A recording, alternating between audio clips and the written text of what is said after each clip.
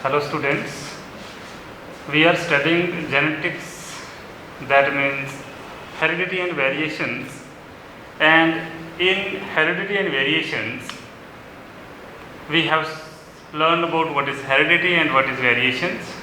मैंने आपको ये भी बताया था कि accumulation of traits क्या हैं, traits होते क्या हैं, ठीक है। ट्रेड्स के बारे में कंसेप्ट दिया था मैंने आपको ये बताया था कि किसी भी एक स्पीशीज़ का के जो करैक्टरिस्टिक्स हैं, ठीक है, जो एक रेस में परमानेंट रहते हैं तो हम उनको ट्रेड्स कहते हैं।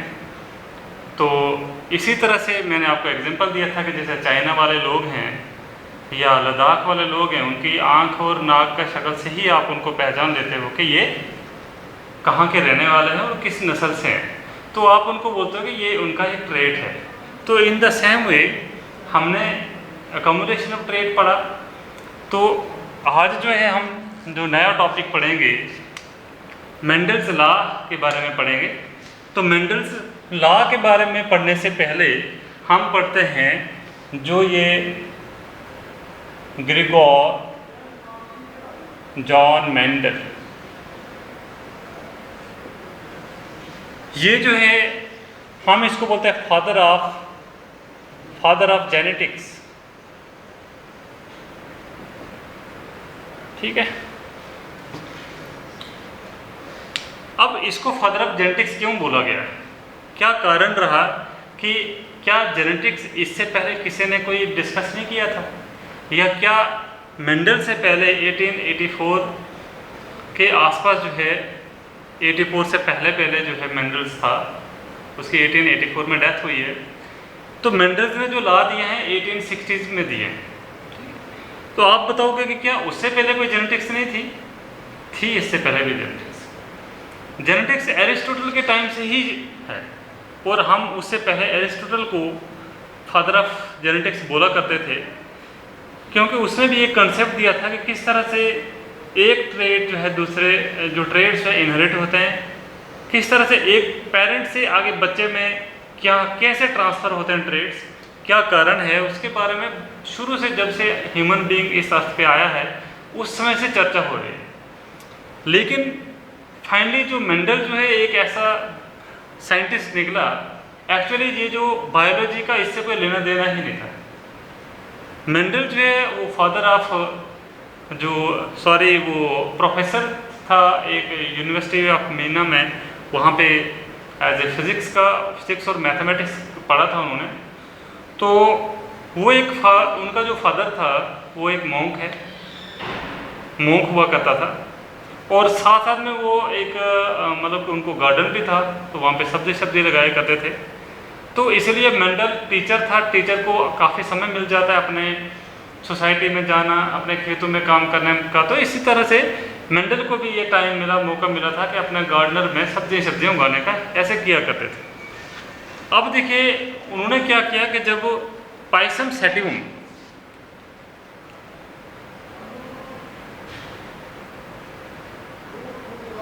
सेटिवम को हम बोलते हैं गार्डन पी,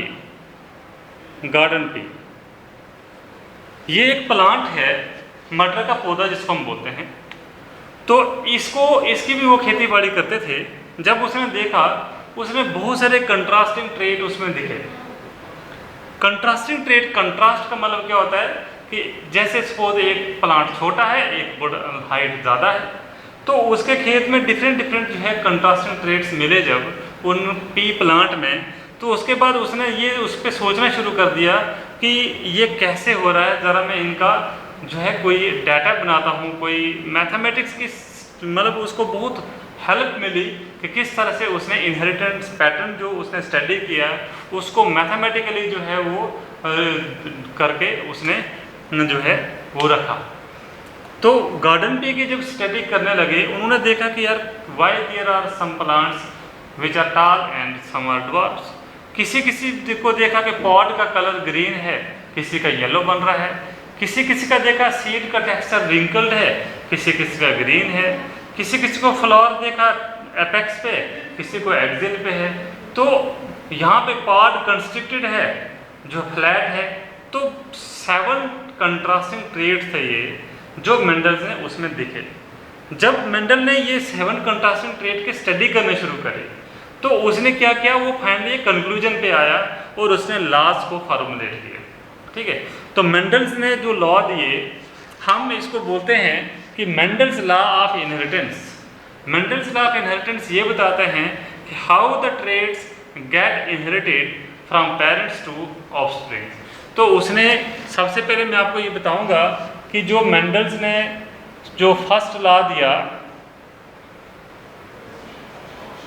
पहला लॉ, हम इसमें पहला लॉ से पहले उसने एक दो चीज़ें और भी बताई थी, हम उनको भी पढ़ेंगे। उसने बोला law of paired factors. Paired factors, पहला लॉ उसने बोला कि लॉ ऑफ पेयर्ड फैक्टर्स। इसमें क्या बोला कि दिस लॉ स्टेट्स दैट क्या स्टेट करता है, there are two factors required for the expression of a trait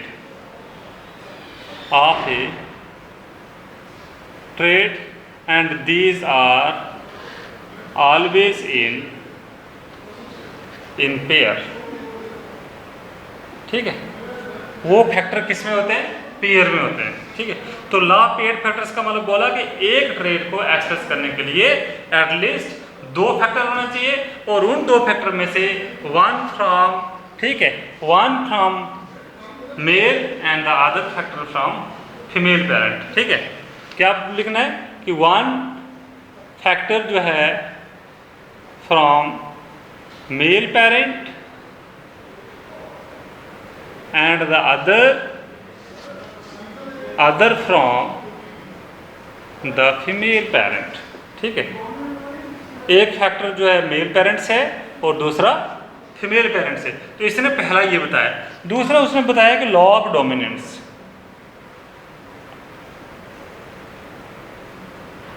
law of dominance, ठीक है, इस लॉ के बारे में हम क्या जानते हैं। लॉ बोलते हैं कि हम लिखेंगे the two factors which are in pair do not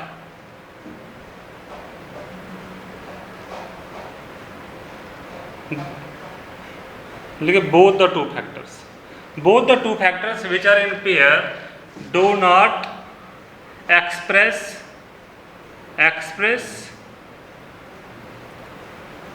always but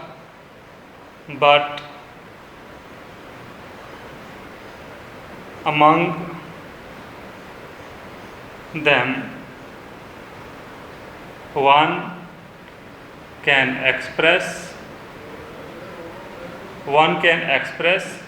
called dominant factor and the other which cannot express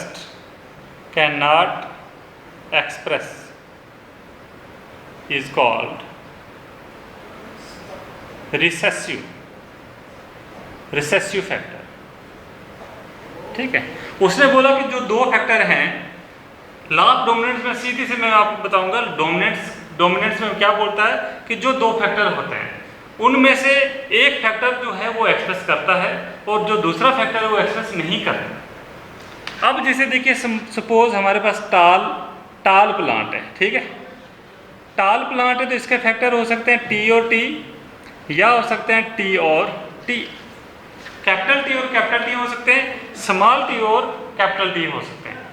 तो इसमें से तो फैक्टर दोनों ने एक्सप्रेस किया क्योंकि दोनों के दोनों क्या है, डोमिनेंट है। लेकिन इसमें से क्या किया कि टी ने ही एक्सप्रेस किया, कैपिटल टी ने। स्मॉल टी का मतलब है ड्वार्फ का जीन, तो ड्वार्फनेस एक्सप्रेस नहीं हुई। ठीक है, इसका मतलब क्या है कि जब कैपिटल टी और स्मॉल टी हो तो इस दोनों में से कैपिटल टी ही अपनी एक्सप्रेशन देगा और स्मॉल टी जो है सुप्रेस रहेगा। इसलिए हम इस कैपिटल टी के जीन को डोमिनेंट जीन बोलेंगे और स्मॉल टी को क्या बोलेंगे, रिसेसिव जीन। तो कैपिटल ये जो है डोमिनेंट और ये क्या हो गया, तो इसने लॉ ऑफ डोमिनेंस बोला कि जो दो फैक्टर होते हैं उनमें से जो एक डोमिनेंट जो हमारे पास फैक्टर होता है वो एक्सप्रेस करता है और जो नहीं एक्सप्रेस कर पाता है उस फैक्टर को हम बोलते हैं रिसेसिव फैक्टर। ठीक है, हम उसको रिसेसिव फैक्टर। अब देखिए हम बोलते हैं मेंडल्स फर्स्ट लॉ भी बोलते हैं, हम लिखें लॉ ऑफ सेग्रीगेशन। सेग्रीगेशन इसको बोलते हैं लॉ ऑफ सेग्रीगेशन। इसको हम बोलते हैं मेंडल्स फर्स्ट लॉ भी बोलते हैं और इसको हम बोलते हैं law of purity of gametes. देखिए इसके तीन नाम, law of purity of gametes. इस लॉ में क्या बोलता है मेंडल? मेंडल बोलता है in this law Mendel states that the gametes are always pure and they retain their identity even when in heterozygous condition। ठीक है, तो law of purity of gametes क्या बोलता है कि ये लॉ स्टेट करता है, ये बताता है कि गैमेट्स हमेशा प्योर होते हैं और अपने आइडेंटिटी को क्या करते हैं, रिटेन रखते हैं even when they are in heterozygous condition. It means का मतलब क्या होता है? It means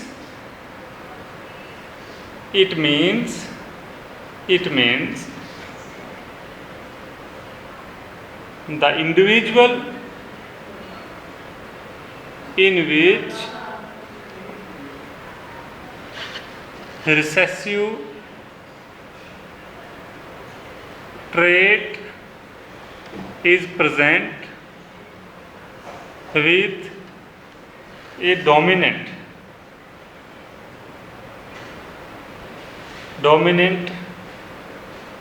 trait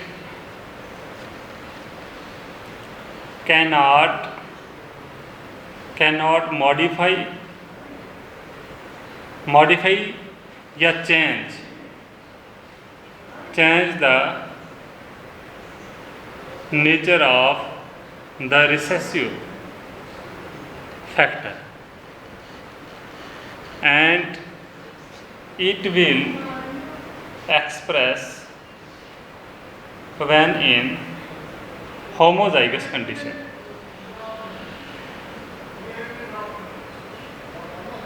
in the next progenies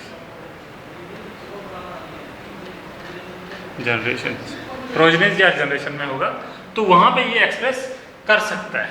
इसमें देखिए मैंने इनहेरिटेंस बताऊंगा मैं कि किस तरह से इनहेरिटेंस होता है इसमें, how it get inherited. Mendel's law में इसमें हम दिस लॉ लिखो, this law can be deduced by monohybrid cross। किससे हो सकता है? monohybrid cross। what is monohybrid cross? when a single pair of contrasting trait is studied, when a single pair of contrasting trait is studied at a time। एक समय में एक ही pair of trait को study करें तो उस समय में हम बोलते हैं मोनोहाइब्रिड क्रॉस। इसमें देखिए मैं आपको बताऊंगा जैसे फिनोटाइप लिखना, जैसे हम बोलेंगे टाल P plant versus dwarf P plant. ठीक है, ये टाल पी प्लांट है और ये ड्वार्फ पी प्लांट है, इनके बीच में क्रॉस किया है। ठीक है, तो इसका जीनोटाइप जो है, टाइप क्या होगा, टाल जो है हम इसको लिखेंगे प्योर टाल TT, और इसका जीनोटाइप होगा स्मॉल टी और स्मॉल टी। इसकी जब गैमेटोजेनेसिस होती है, गैमेटोजेनेसिस हुई तो टाल और टाल, ड्वार्फ और ड्वार्फ, ये गैमेट्स बन गए। इसके बाद क्या होता है कि फर्टिलाइजेशन में क्या होगा, इसकी फर्टिलाइजेशन इसके साथ होगी तो टाल और ड्वार्फ, एक टाल का जीन और एक ड्वार्फ का, ये बन गए। ठीक है, इसको हम बोलते हैं F1 जनरेशन। F1 जनरेशन का मतलब फर्स्ट फिलियल जनरेशन, पहले स्टेप की जनरेशन है। ये दोनों के दोनों क्या होंगे, टाल, हम इनको बोलेंगे हाइब्रिड टाल। हाइब्रिड टाल जो है ये पैदा हो, ऐसे जो है जो ऑल द ऑफस्प्रिंग्स आर टाल, इवन के उनके पेरेंट एक टाल है और एक ड्वार्फ है। इसके बाद देखिए फिर से इनकी क्रॉस फर्टिलाइजेशन कराएंगे, इनके बच्चों की क्रॉस फर्टिलाइजेशन कराएंगे, तो यहाँ पे क्या हो जाएगा, गैमेटोजेनेसिस हो जाएगा। गैमेटोजेनेसिस में क्या होगा, इसका एक जीन आ जाएगा कैपिटल T, इसका एक क्या आ जाएगा स्मॉल t। इसी तरह से एक कैपिटल T, एक आ जाएगा स्मॉल t।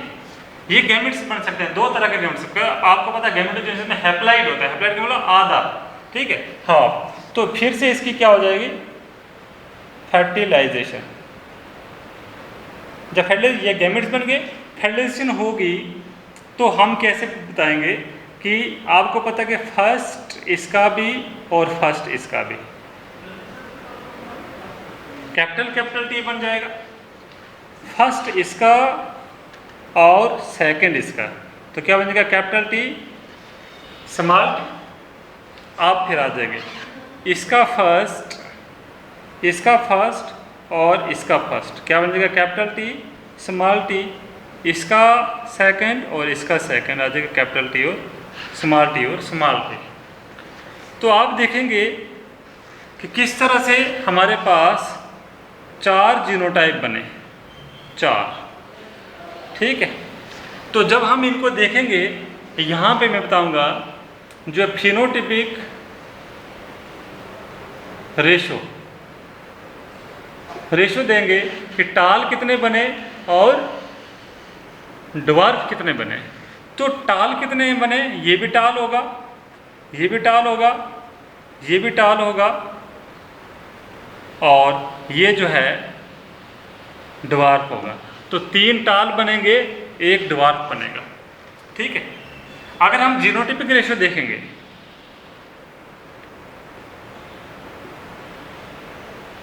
तीन तरह के जीन्स बने, एक TT बना, एक कैपिटल T स्मॉल t और एक स्मॉल t स्मॉल t।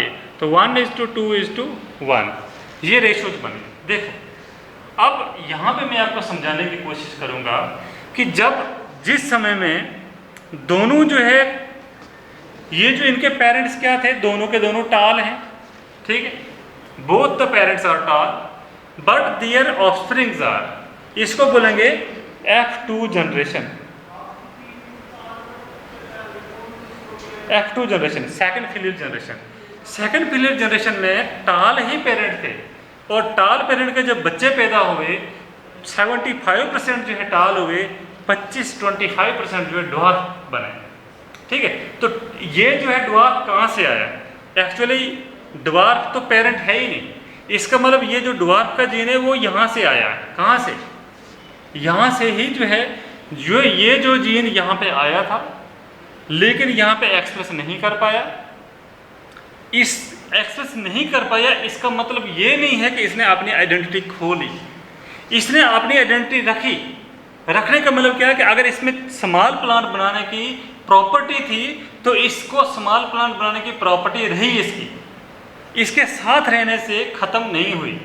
जब भी इसको चांस मिला होमोजाइगस कंडीशन में आया, होमोजाइगस को लगता है दोनों एक जैसे, ये होमोजाइगस है ये भी होमोजाइगस के, दोनों जीन एक जैसे हैं। दोनों जीन एक जैसे नहीं होंगे उसको बोलेंगे हेट्रोजाइगस। जब होमोजाइगस कंडीशन मिली तो दोनों के दोनों टी और टी ने ड्वार्फ प्लांट बनाया, इसने एक्सप्रेस किया, इसलिए ये लॉ बोलता है गैमेट्स प्योर होते हैं, हम इनके आइडेंटिटी को रिटेन नहीं तो चेंज नहीं कर सकते क्योंकि ये अपनी आइडेंटिटी को रिटेन करते हैं। This is the concept about this is the concept what was given by Mendel in his first law of जो है फर्स्ट लॉ ऑफ मेंडल्स या लॉ ऑफ सेग्रीगेशन।